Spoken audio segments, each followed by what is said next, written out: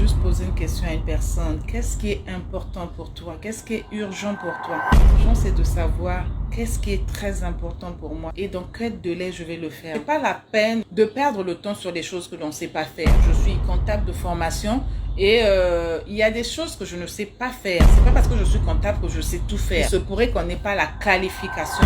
On doit abandonner un projet si le bilan n'est pas satisfaisant, coach. Pas forcément. Pas forcément.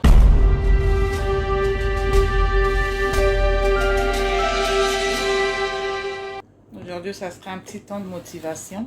Nous sommes toujours dans notre challenge épargne et si vous avez vu le titre, c'est vraiment pour encourager une personne ici aujourd'hui à être focus sur la ligne d'arrivée. Quand je dis la ligne d'arrivée, c'est de faire attention à ce qui est important pour nous.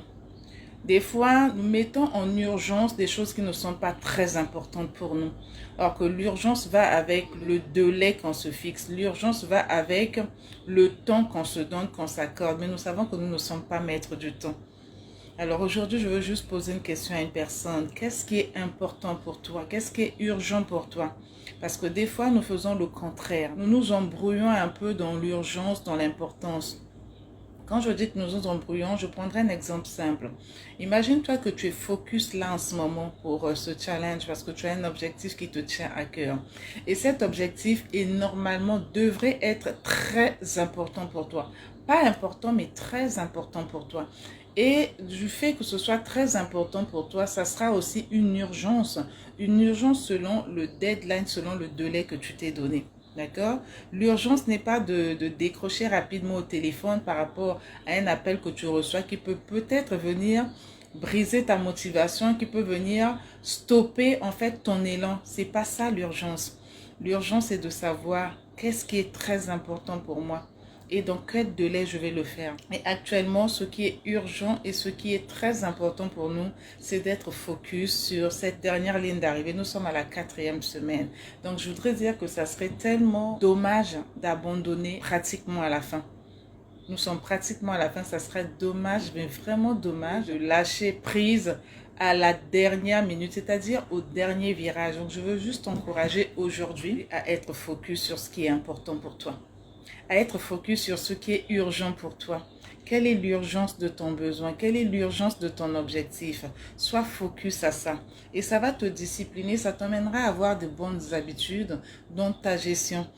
Quel que soit ce que l'on peut être, quel que soit ce que l'on peut avoir, tant qu'on n'a pas une réserve de côté, d'accord, pour subvenir à nos besoins, tant qu'on n'a pas une réserve de côté pour répondre à une situation qui peut se présenter devant nous, je veux dire, qu'est-ce que nous faisons alors? Où est-ce que nous allons? Quelle est notre destinée? Où est-ce que l'on va? Il y a des frustrations qui naissent en nous. Pourquoi? Parce qu'on demande de l'aide aux personnes qui ne répondent pas ponctuellement. Des fois, on se dit, mais elle en a. Elle a de quoi m'aider. Elle a des possibilités. Je lui demande ne fût-ce que ça, cette petite somme-là. Elle n'arrive pas à me la donner. Quel égoïsme, quel égocentrisme, quel mauvais cœur. On se met à qualifier, on se met à juger. Mais nous oublions des fois que ces personnes-là aussi qui paraissent en avoir, qui semblent en avoir, pour lesquelles nous pensons qu'ils ne peuvent manquer de rien, nous oublions que ces personnes ont leurs problèmes. Ces personnes ont leurs challenges, ces personnes ont leurs défis. Mais qu'est-ce qu'elles font pour ne pas venir vers vous demander aussi? Qu'est-ce qu'elles font pour ne pas venir peut-être comme vous, comme toi, tu le fais souvent, d'être un fardeau? Elles cherchent, elles se lèvent, elles se battent. Elles se disent que tant que j'ai le souffle de vie, je peux faire quelque chose. Et ça peut faire que ça t'enlève la frustration. Frustration par rapport à une demande que tu as faite à quelqu'un que tu penses qu'il ne peut pas manquer de ce que tu lui demandes. Mais sache qu'aujourd'hui, si toi tu as la possibilité de manquer de cela, cette personne aussi a cette possibilité de ne pas en avoir à l'instant où tu la lui demandes. C'est possible. Ok? Je veux t'encourager à être focus, à savoir ce qui est important pour toi aujourd'hui. Qu'est-ce qui est très important pour toi par rapport à ton objectif? Quelle est l'urgence auquel tu dois faire face? Quelles sont les actions que tu dois mettre en place pour que cette urgence-là, que tu arrives à atteindre en fait ton objectif, à réaliser, à être fier de toi en fait? Parce que quand tu arrives à te satisfaire au travers des objectifs que tu t'assignes, tu es fier de toi. Tu as plus d'assurance en toi, tu as plus de confiance en toi. Et surtout que quand tu sais que en fait, tu ne l'as pas hérité. Tu as travaillé pour l'avoir. Et quand on travaille pour avoir quelque chose, quand on travaille vraiment, on met son cœur, on met son âme, on met son énergie pour atteindre des objectifs, pour avoir satisfaction de ce qu'on a eu à faire, on est fier de soi. On est fier d'en parler. On est fier de soi, on est fier d'en parler. Je vais prendre l'exemple d'une maman qui a très bien éduqué son enfant, qui lui a inculqué des valeurs et que cet enfant grandisse demain. Cette fille, cette femme, qu'elle devienne une jeune femme qui va se marier, une jeune femme qui va se démarquer dans tout ce qu'elle fait, comment est-ce que sera la maman? Elle ne sera que fière de son enfant. Comment est-ce que tu te sentiras d'avoir une fille comme garçon qui se démarque aujourd'hui de par ce qu'il fait, de par ce qu'elle fait? Comment est-ce que tu te sentiras? Tu ne te sentiras que fière. Je regardais le concert de Dadju le samedi dernier, son concert qui passait en direct. J'étais juste admirative. Je me suis dit, waouh. Je me suis mis à la place de cette maman. Il a invité sa maman en plein concert. Il a chanté une chanson qu'il a dédiée à sa maman. Quelle fierté pour cette mère. Elle avait tellement l'émotion. Je me suis dit, waouh, avoir un enfant à qui tu as donné de l'éducation, à qui tu as transmis des valeurs, qui aujourd'hui est fier de te présenter devant un public. Je ne sais pas combien de personnes il y avait ce jour-là dans ce stade, mais quelle fierté. Tout ça pourquoi? Parce que il a suivi les conseils. Il a suivi l'orientation qu'on lui a donnée. Il a fait de ça quelque chose de valeureux. Qu'est-ce que tu fais aujourd'hui?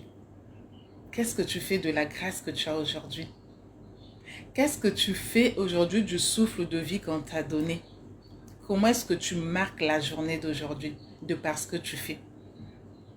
Quelle est l'empreinte que tu laisses aujourd'hui sur cette journée qui demain sera le passé? Comment est-ce que tu veux parler de ta journée d'aujourd'hui? Et comment est-ce que tu peux la témoigner demain? Témoigner quelque chose qui va faire du bien. Témoigner quelque chose qui va motiver. C'était un concert pour Dadju. Mais je pense que pour ceux qui l'ont suivi, ça fait passer un message. Vous avez entendu tous ceux qui sont passés pour prester à ce concert-là, ce qu'ils ont dit, les paroles de bénédiction qu'ils ont déclarées sur sa vie. Et ça fait chaud. Il a commencé comme tout le monde en partant de rien.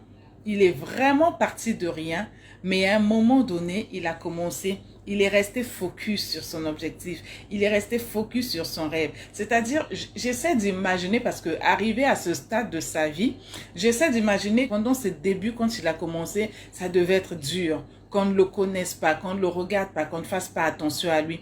Et qu'un jour, comme ce samedi, qu'il avait un concert en direct, qu'il ait rempli ce stade-là. Vous vous rendez compte? Et ça ne se fait pas en un jour. Ça ne se fait pas en une année. Ça demande du temps. Ça demande de la patience. Ça demande de la persévérance. Ça demande d'avoir une assurance en soi. Ça demande en fait d'être focus sur son objectif. De trébucher, mais de se dire oui, j'ai trébuché, je me relève, je continue parce que je suis fixe. Je suis focus à mon objectif. Il est arrivé aujourd'hui. Il est arrivé aujourd'hui, il a rêvé hier, mais aujourd'hui il est en train de vivre son rêve. Il vit son rêve pourquoi? Parce qu'il mène des actions. Il vit son rêve pourquoi? Parce qu'il apprend de ses échecs, il apprend des expériences qu'il a vécues. Ça n'a pas toujours été rose certainement sur son chemin, mais il n'a pas regardé à ces choses qui frustraient. Nous sommes des êtres humains, la frustration peut être là. Il arrive à tout le monde d'être frustré. Mais que fais-tu de cette frustration-là? Utilise-le comme un tremplin pour arriver, pour atteindre tes objectifs. Pleure un coup, c'est important de pleurer un coup quand tu as mal. Mais ne reste pas là à remplir un seau de larmes parce que même ce seau de larmes, je veux dire, ne t'aidera pas à prendre une douche. Tu n'utiliseras pas ce seau de larmes pour boire. Ça ne va pas étancher ta soif. Ce sont des larmes qui vont couler de toi parce que tu auras une douleur, parce que tu auras mal. Mais souviens-toi de ces larmes, souviens-toi de ce seau de larmes et transforme-les demain en larmes de joie. Transforme-les demain en seau qui peut arroser un jardin pour faire du bien à beaucoup de personnes. Je voulais t'encourager aujourd'hui. Nous sommes à la 4e semaine, la semaine des champions, la semaine des super-héros. Ne lâche pas.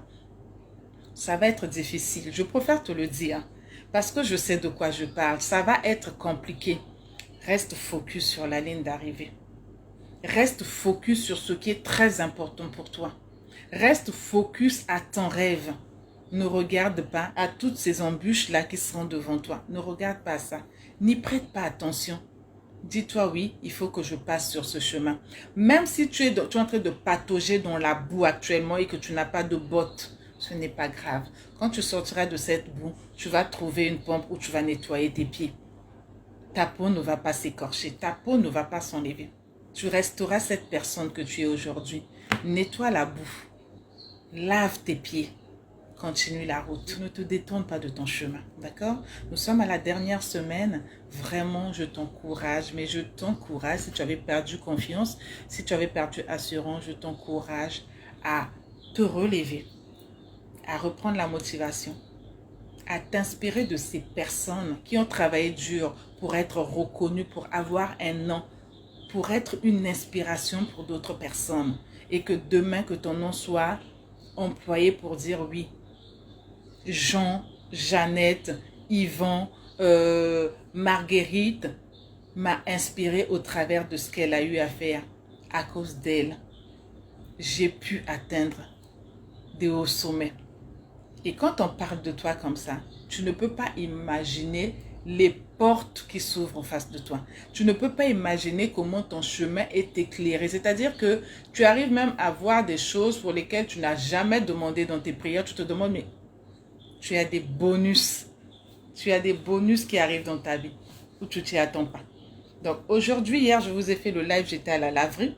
Aujourd'hui, je suis à NMJ où je suis venue aussi pour faire un bilan parce que c'est important d'épargner, de créer des entreprises, d'élargir ses champs d'action, mais également de contrôler, de voir est-ce que nous avançons, où est-ce qu'il y a des points perfectibles, où est-ce que nous devons mettre de l'énergie pour encore vendre, pour encore nous faire connaître, pour attirer plus de clients. Quels sont les services, quels sont les produits qui sont pour l'instant en train de tâtonner? Quels sont ceux qui actuellement sont en train de nous faire rentrer le chiffre d'affaires? C'est important de faire ce bilan-là. Avoir des entreprises, c'est bien, mais il faut s'arrêter à un certain moment pour faire le bilan.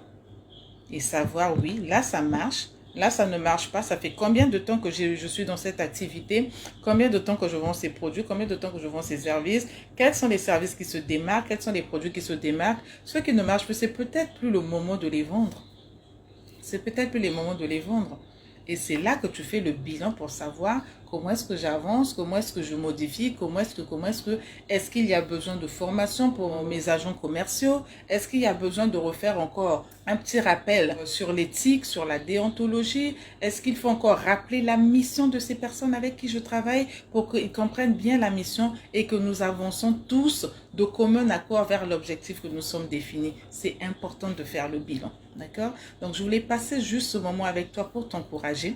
Et comme je t'ai dit au début, quand je te dis je veux passer un petit moment avec toi et quand je commence, je n'ai même pas envie d'arrêter parce que ce que j'ai en moi, j'ai vraiment envie de te le partager. Ce que j'ai reçu en moi, j'ai vraiment envie que tu l'utilises à bon escient, que tu le prennes pour toi, que tu le mijotes encore à ta façon, que tu l'assaisonnes à ta façon, que tu ajoutes un engrais qui va faire que ça devienne même plus. Ok? Et que tu trouves satisfaction dans ce que tu es en train de faire. C'est ça le but.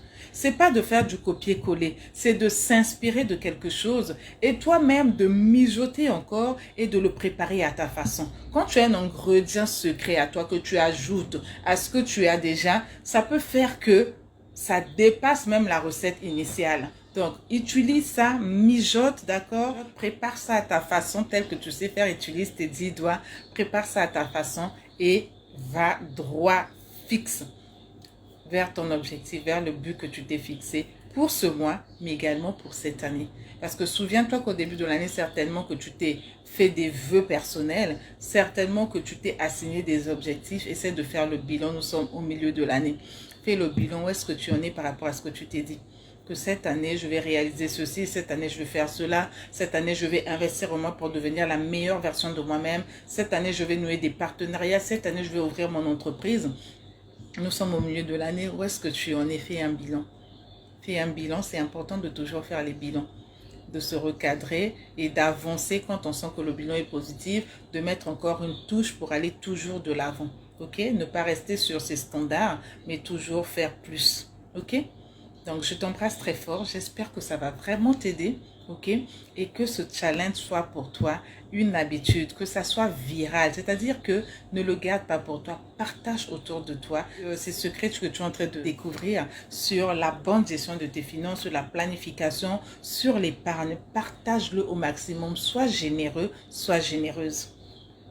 Ne te dis pas que si je partage, si j'en parle à un tel, mais le connaissant, il est trop intelligent, il va épargner plus que moi, il va faire des entreprises, sortir des projets. Non, ne réfléchis pas comme ça. En donnant l'opportunité à une autre personne d'apprendre ce que toi tu es en train d'apprendre, tu es en train d'attirer les bénédictions de cette personne vers toi. Parce que si cette personne sait reconnaître les bonnes choses et elle sait mettre en application, que ce soit toi, pas quelqu'un d'autre, que ce soit toi qui lui fasses ce partage, ces bénédictions à elle, en fonction de ce qu'elle sait faire, vont couler sur ta vie. Est-ce que c'est pas beau de pouvoir attirer les bénédictions? C'est une sémence que tu vas faire. Hier, nous avons parlé de la semence. C'est une semence que tu vas faire. Et les semences sont multiples. D'accord? Alors, je veux t'embrasser très, très, très, très fort. J'aimerais savoir c'est quoi le bilan. Alors, le bilan, c'est de regarder déjà. Tu sais, le bilan, s'il faut parler de la façon, de manière comptable, certainement qu'on ira très loin. De façon simple, de faire le bilan par rapport à ta vie. Ça, je suis en train de répondre à Bunda. Par rapport à ta vie, par rapport aux objectifs que tu t'es assignés, personnellement, c'est de voir qu'est-ce que tu as pu réaliser. Qu'est-ce que tu n'as pas pu réaliser? Qu'est-ce qui a fait que tu n'aies pas pu réaliser certaines choses en fonction des objectifs que tu t'es assignés? En fonction des actions que tu as menées, qu'est-ce que ça a donné ces actions? Est-ce que si tu as investi quelque part, je prends des exemples comme ça pour vraiment essayer de t'expliquer avec des simples mots. Est-ce que si les actions que tu as mis en place cette année, en fonction de ce que tu t'es défini, parce qu'on fait le bilan en fonction de ce qu'on se définit. Il n'y a pas de bilan si tu t'es pas défini quelque chose. Si tu n'as pas d'objectif, tu fais ton bilan en partant de quoi? Donc, ton bilan est fait en fonction de l'élaboration du travail que tu as eu à faire. Que ce soit personnel, que ce soit professionnel, qu'est-ce que tu as eu à faire? Quels sont les engagements que tu as pris vis-à-vis de toi? Et par rapport à ces engagements-là, où est-ce que tu en es? Quels sont les délais que tu t'étais donnés? Est-ce que tu les as atteints? Donc, c'est de voir en fonction de ce que tu t'es défini, où est-ce que tu en es? Nous sommes aujourd'hui au mois de juin, le 22 juin. Où est-ce que tu en es? Qu'est-ce que tu as fait pour être au niveau où tu en es aujourd'hui? Qu'est-ce que tu aurais pu faire que tu n'as pas fait pour que tu le fasses à partir d'aujourd'hui, pour rattraper, sinon pour corriger les points perfectibles? C'est ça en fait un bilan. Le bilan, c'est une analyse. Tu as peut-être défini de te marier cette année.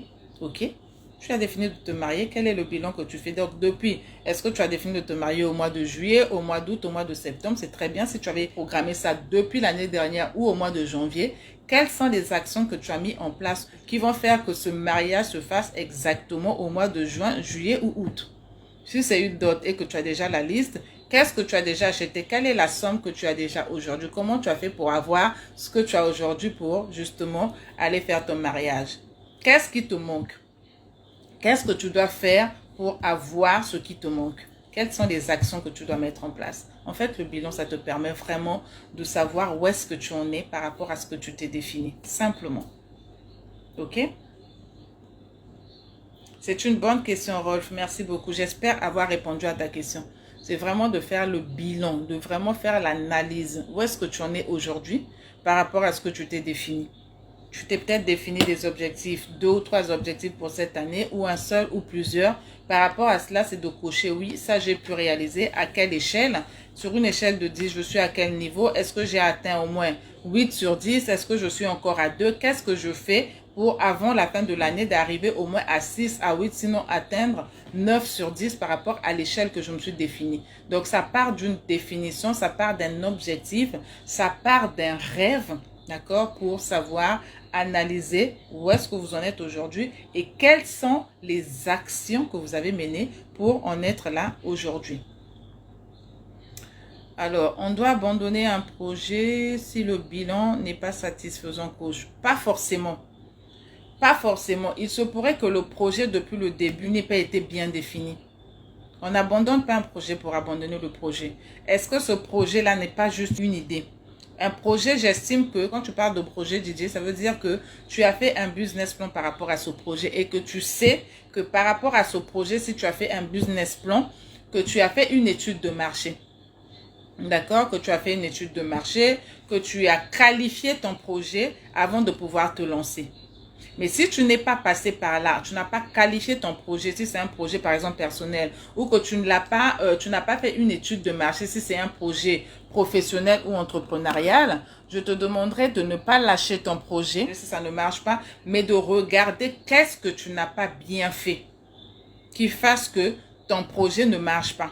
Parce qu'il se pourrait que ce soit, et c'est à toi de savoir, est-ce que ce projet-là est issu d'un réel besoin, si c'est un projet professionnel. Si c'est un projet issu d'un réel besoin, ça veut dire que tu n'as pas besoin de l'abandonner. Il faut que tu travailles à connaître exactement comment est-ce que tu le mets en place. Parce que si tu t'es inspiré des personnes qui sont déjà dans ce projet et qui le font très bien, qui ont lancé une entreprise allant de ce projet, il n'y a pas de raison que toi, chez toi, ça ne marche pas. Il n'y a pas de raison. Donc, il faudrait bien qualifier son projet, faire une bonne étude de marché, savoir si ça va répondre à un besoin, faire également l'étude de la concurrence. Qu'est-ce que la concurrence fait que je peux améliorer en fonction de mon projet? Si c'est un projet professionnel. Si c'est un projet personnel, c'est à toi de bien le qualifier. D'accord? Mais je pense que là, tu parles, est-ce que c'est un projet personnel ou un projet professionnel dont tu parles? Si c'est un projet professionnel, en tout cas, si tu penses que tu as fait une étude et qu'il y a de quoi vraiment prospérer dans ce projet-là, ben, il suffit de le requalifier, de te faire un business plan, de mieux l'analyser et de savoir mettre en place des astuces en passant sur des sondages toujours. En passant sur des sondages, de mettre en place de bonnes astuces, de bien le structurer et pour aller plus loin pour ton projet. Idéalement, si tu ne sais pas le faire, je dis toujours, hein, c'est pas la peine, vraiment c'est pas la peine, c'est un conseil que je donne, de perdre le temps sur les choses que l'on ne sait pas faire. Moi, par exemple, je suis comptable de formation et il y a des choses que je ne sais pas faire. C'est pas parce que je suis comptable que je sais tout faire. Dans la comptabilité, il y a plusieurs pôles. Tout ce qui est fiscalité, c'est pas dans mon domaine. Donc, quand j'ai besoin d'un conseil en termes de fiscalité, je m'adresse aux personnes qui ont cette compétence. Donc, quand tu n'as pas la compétence sur quelque chose, plutôt que de perdre le temps, ça c'est de façon générale, plutôt que de perdre le temps, cherche à consulter les personnes qui peuvent t'aider, d'accord, qui ont la compétence et qui peuvent t'aider pour avancer. Sinon, ce n'est qu'une perte de temps des fois. Et après, justement, quand on perd trop de temps, on a l'impression, oh, c'est un projet professionnel, exactement. Quand on perd trop de temps, on a l'impression que ben, ça ne marche pas, que c'est pas fait pour nous. Non, c'est pas toujours ça. Il se pourrait qu'on n'ait pas la qualification, qu'on n'ait pas les compétences pour jauger. Et donc, idéalement, c'est d'aller consulter une personne qui pourra vous aider. Vous allez gagner en temps, en tout cas. Vous allez vraiment gagner en temps en consultant une personne qui a la compétence et qui peut vous accompagner à pouvoir le faire. Donc, le projet, on ne l'arrête pas pour l'arrêter. C'est vraiment de bien le qualifier, d'analyser, de savoir si c'est un besoin qui va répondre, qui va être une solution, qui va être une réponse. Et de ce point-là, on va maintenant, si vous sentez que vous-même, peut-être si vous n'avez pas de patience ou de persévérance par rapport à ce projet, ça veut dire que ce n'est pas un battement de cœur pour vous. Parce que ça peut répondre à un besoin, mais si c'est vraiment pas un battement de cœur pour vous, ça peut emmener à se dire que ben, c'est pas un bon projet. Donc, il y a plusieurs choses qui rentrent en ligne de compte. Il y a le livret 8 étapes pour démarrer et réussir son business qui en parle très bien. Je pense que ça peut aider aussi plus d'une personne ici en allant sur notre site internet, le télécharger. Ça peut aider plus d'une personne à savoir recadrer son projet. Si elle était dans le doute ou si elle était dans les questionnements, ça peut aider. Donc, il faut toujours qualifier le projet et quand on n'a pas les possibilités de le faire seul, se faire accompagner. Et tout ça, il faut épargner, il faut mettre de côté, il faut se discipliner, il faut avoir des bonnes habitudes. Parce qu'un projet, pour le réaliser, il faut avoir de l'argent de côté. Vous savez que chez nous, ici, avec les banques, c'est un peu compliqué d'avoir des crédits assez conséquents. C'est un peu compliqué, différemment des autres pays ailleurs, où à la rigueur, on vous incite à prendre des crédits pour vous accompagner. Mais ici, nos banques ne nous accompagnent pas trop dans ce sens-là. Donc, voilà pourquoi nous avons besoin d'épargner, d'accord? D'épargner, de mettre de côté. Et quand on a quelque chose d'assez conséquent, ben là, on peut aller prendre un petit crédit pour appuyer parce que les petits crédits, on les a tout le temps. On vous les donne comme les bouts de pain 48 heures, assez vite fait. Et donc, vous pouvez rajouter ça, le crédit que vous allez prendre, à ce que vous aviez déjà mis de côté pour lancer votre projet. OK? Voilà, voilà, voilà, le court temps qui se transforme toujours en un long moment parce que c'est pour moi un plaisir. C'est pour moi un plaisir. Je vous donne rendez-vous pour demain. Je vous souhaite un bon appétit, d'accord? Rendez-vous pour demain, pour le jour 23. Et nous continuons toujours. La méthode 1 aujourd'hui va épargner, sinon a peut-être déjà épargné la somme de 22 000 francs. La méthode numéro 2 va épargner à partir d'aujourd'hui, d'accord, la somme de 25 000 francs pendant les 7 jours. 25 000 francs pendant 7 jours pour la méthode 2. La méthode 2, c'est une méthode qui a besoin de travailler sa psychologie chaque semaine. Parce que chaque semaine, nous avons un montant que nous devons bloquer, caler dans notre tête en fonction de cette méthode que nous avons choisie qui va de soi avec notre objectif, notre projet.